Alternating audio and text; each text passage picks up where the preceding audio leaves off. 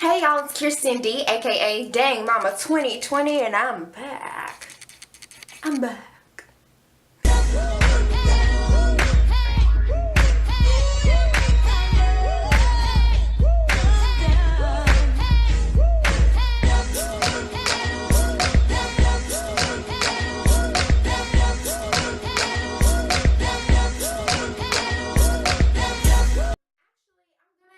This video to kind of explain what was going on with my pregnancy, and then in my next video, if you just hang around for a second, I'll go into what I have coming up and everything. So stay tuned. This video is definitely going to be a catch-up video for all of my viewers who were on my Dang Mama 2020 channel following me, following my pregnancy. I thank you all so much, so just stay tuned. So, welcome all back to my channel. I'm so sorry it's taken a long time for me to put another video up. Obviously, I've had my son. He is here now. He is here and healthy. I will insert pictures at the end, but I kind of want to just tell y'all all what happened. So, here you go. Alright, so December 20th, I am still very much so pregnant, and I went to my doctor's appointment, and my doctor tells me that, hey sis, you're going to have to be induced. We're already at the 41-week mark. It's time to kick this pig in the rump. And, of course, a lot of you following know that I was not down with the Pitocin train. I didn't want to be induced. I didn't want anything like that. So, I was really sad to hear that. I picked my day, which was December 22nd. I was eager to see my baby, but I was really sad that I was not going to have the delivery that I wanted. So, my dad's birthday is December 20th, and I, spent it with him, of course, because everybody is so excited for my, the baby to get here. So December 20th, 2016, we all decided to go to Terrell. In Terrell, there's an outlet store. We decided to go to the outlets, just do everything. This is our last shebang, basically before the baby gets here. So we say we might as well just take the day and try out every fake thing, there is. Eat pineapple, drink castor oil, walk, do squats. So that morning I wake up, and I kind of already know because I had already been doing all of those things. I had really been trying to have my baby naturally, but nothing was working for me. So I wake up that morning, which is December 20th, my dad's birthday. I look at myself in the mirror and I say, Noah, you had all this time to come. You better not come today. Today is Pawpaw's day. You better not come. Period. So that was the little talk that I had with my son. Day goes on. We go to the outlets. We're walking. We're talking. We're eating pineapples. We're doing everything that, the little, home remedies to try to get the baby to come. Nothing's working. So now we get to the house. It is now about 10:15. I'm getting myself together, getting ready to hop on in the bed, and just call it a day and get ready to be induced on the 22nd. I kid you not. Right hand to the man. At 12 o'clock on the dot, my water broke. Like, I kid you not. I wish I had footage of the day. I'm going to insert pictures of me actually going to the hospital on the day of, and I'll show you the timestamp. Like, I kid you not. 12 o'clock on the dot on December, which would make it December 21st, my water breaks. I was watching Obsessed, and I waited for my part, and I stayed up and I waited, and I was just like, my water broke.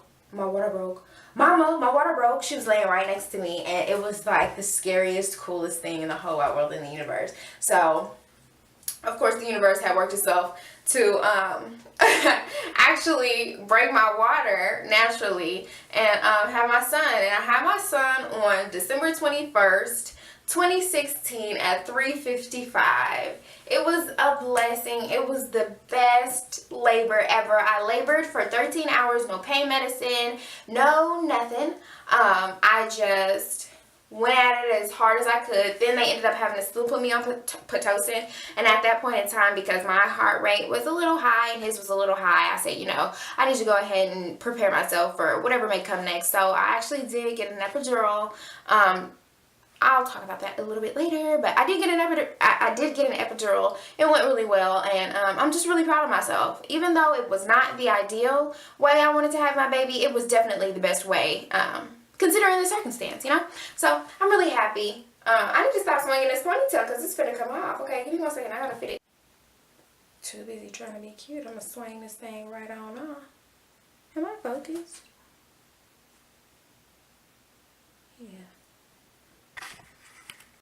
Yeah, so that was basically my labor story. It went really well as far as the 13 hours laboring without medication. It went really well. I honestly can say if I did not have to get on Pitocin, I probably would have done it all without medication, because for me it really was not that bad. It was very much so tolerable for me. Now, I feel like I have a high pain tolerance, and so for my body to have gone through that, I feel like it was just a natural process, and I really didn't hype it up. Like, I kind of went in there knowing that it was gonna hurt, and I just kind of went with the flow, you know? Like, go with the flow, you know?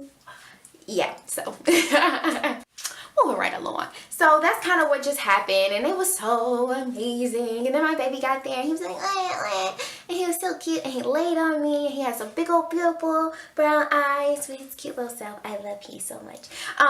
So let me tell you about actually pushing. So sisters, if you've never had a baby before, pushing is the hardest part. It really is, because it takes a lot of focus, especially if you have an epidural. If you have an epidural, you don't really know where you're pushing. You're just kind of like, and you're just hoping that it's the right position that you're pushing in, I guess. I don't really know. So, the best way I can describe to you how to push is like you're pooping. If you feel like you're pooping, that means like 9 times out of 10 you're pushing in the right place. So I opted to have a mirror so I could kind of see how everything was moving and chugging along, and it actually helped me, because I thought my baby was gonna be bald. I swore it, because my son's father's other children, his other 2 children, have a lot of hair. I mean, they don't have hair. They came out bald. So I was like, I was certain. Hold on, am I in focus? Give me 1 second. So, yeah, that's why I didn't want it in auto, because it's gonna make that noise all freaking day. Excuse me, I'll edit that.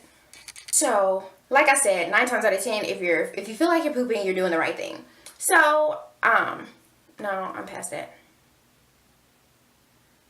So all of his kids were bald, and I'm just like 100% sure that my son is gonna come out bald. Then I see this little curl, like it's like this, and it's looking at me, and I was just like, my mom said, "That's his hair, girl. That's his hair, girl. You better keep pushing so we can see what he look like." And I said, "My baby got hair." Y'all, I'm gonna be honest with you, literally, maybe 10 minutes after I said my baby got here, my baby was there. That's how much more motivation I had because of that mirror. I think if I didn't have that mirror, I wouldn't have been as excited to be pushing, because I probably wouldn't have believed her. I really just needed to see it to believe it. So it was actually awesome that I had a mirror. So I would definitely suggest to put in your birth plans to have a mirror. What I will say is that I had a chiropractor there for my labor.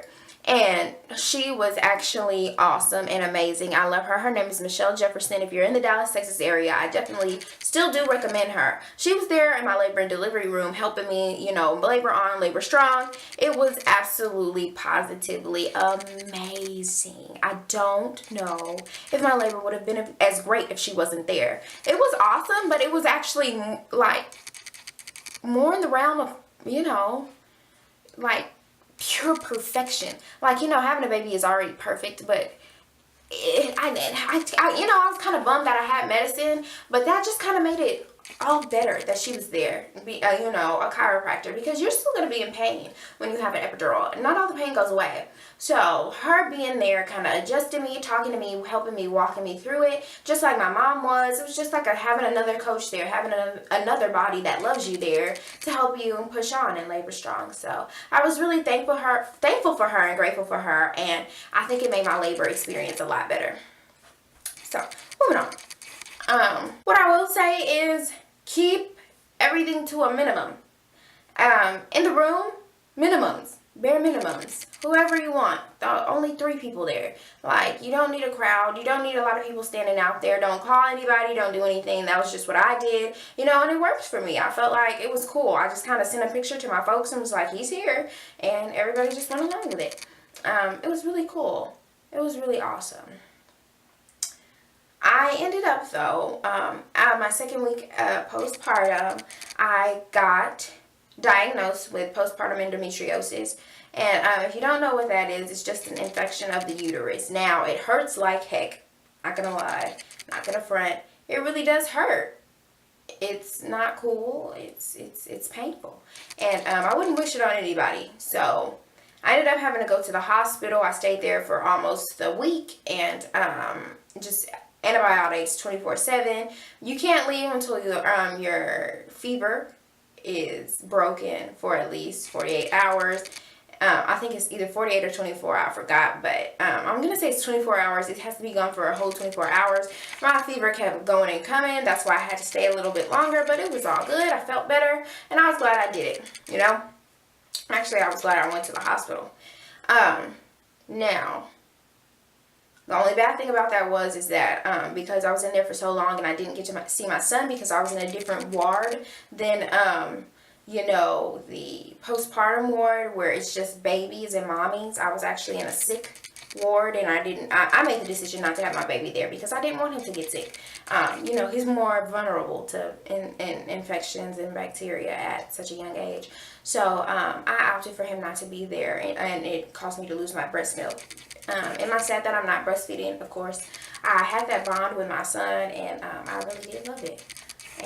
But you just have to go into everything. Parenting, labor and delivery, knowing that you have a plan, which is good, but not everything is going to go as planned. And you kind of just have to take everything as it comes.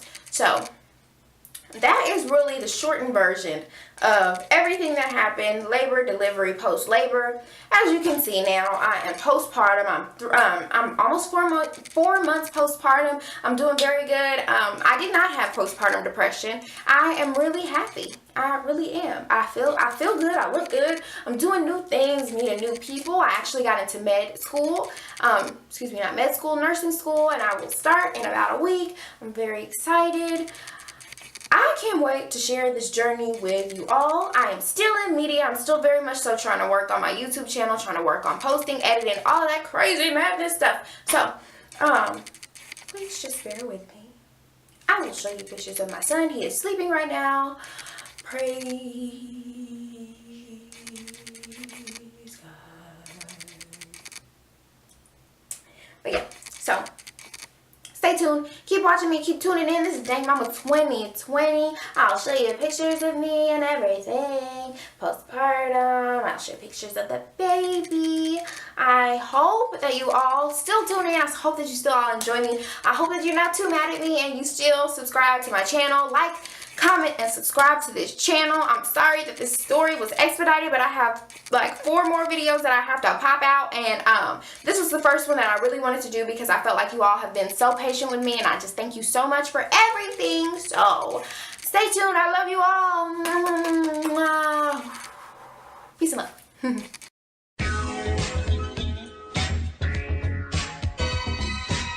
Hey yo, Wiz, this is crazy right here. Hey yo, Ash, you crazy for this one?